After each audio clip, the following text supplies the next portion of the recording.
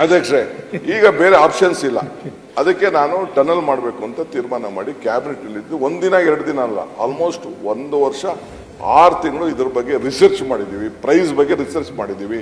ಪಾಪ ಕೆಲವರು ಇಲ್ಲಿ MP ಗಳು ಹೇಳಿದ್ರು ಈ ಪ್ರಾಜೆಕ್ಟ್ ಮಾಡ್ತಾ ಇರೋದು ದುಡ್ಡು ಹೊಡೆಕೆ ಮಾಡ್ತಾವ್ರೆ ಅಂತ ಕೂಡ ನನ್ನ ಮೇಲೆ ಆರೋಪ ಮಾಡಿದ್ರು. ಸಂತೋಷ. I am not looking at business, I am not looking at finance. ನಾನು ಈ ಬೆಂಗಳೂರಿಗೆ ಪ್ಯಾಷನ್ ಆಗಿ ಬಂದಿದ್ದೀನಿ, ಇಲ್ಲಿ ರಾಜಕಾರಣ ಮಾಡ್ತಾ ಇದ್ದೀನಿ, ನಮ್ಮದೇ ಅಂತ ಇತಿಹಾಸ ಇದೆ. ನಾನು ಏನಾದ್ರು ಒಂದು ಈ ಬೆಂಗಳೂರಿಗೆ, ಈ ರಾಜ್ಯಕ್ಕೆ ಒಂದು ಸಾಕ್ಷಿ ಗುಡ್ಡೆ ಬಿಟ್ಟು ಹೋಗ್ಬೇಕು ಅನ್ನೋದ್ರಿಂದ ಇದೊಂದು ತೀರ್ಮಾನ ನಾನು ತೆಗೆದುಕೊಂಡಿದ್ದೆ. ಮೊನ್ನೆ ಪ್ರೈಮ್ ಮಿನಿಸ್ಟರ್ಗೂ ನಾನು ರಿಕ್ವೆಸ್ಟ್ ಮಾಡಿಕೊಂಡೆ, ಇದು ಇಡೀ ಪ್ರಪಂಚ ನೀವು ಬೆಂಗಳೂರು ಅಂತ ಹೊಗಳ್ತಾ ಇದ್ದೀರಿ, ಬರೀ ಖಾಲಿ ಕೈಯಲ್ಲಿ ಹೋಗ್ಬೇಡಿ, ದುಡ್ಡು ಕೊಡಿ ಅಂತ ಅಂದ್ಬಿಟ್ಟು ಅವ್ರಿಗೂ ಒಂದು ರೆಪ್ರೆಸೆಂಟೇಷನ್ ಕೊಟ್ಟಿದ್ದೀನಿ, ಅವ್ರ ಹತ್ರನೂ ಮಾತಾಡಿದ್ದೀನಿ. ಅವರು go ahead D K, I am fully cooperative, ನಾನು ನೋಡ್ತೀನಿ, ನೀನು ರೆಪ್ರೆಸೆಂಟೇಷನ್ ನೋಡ್ತೀನಿ ಅಂತ ಕೂಡ ಅವರು ಕೂಡ ನನಗೆ ಆಶ್ವಾಸನೆ ಕೊಟ್ಟವ್ರೆ.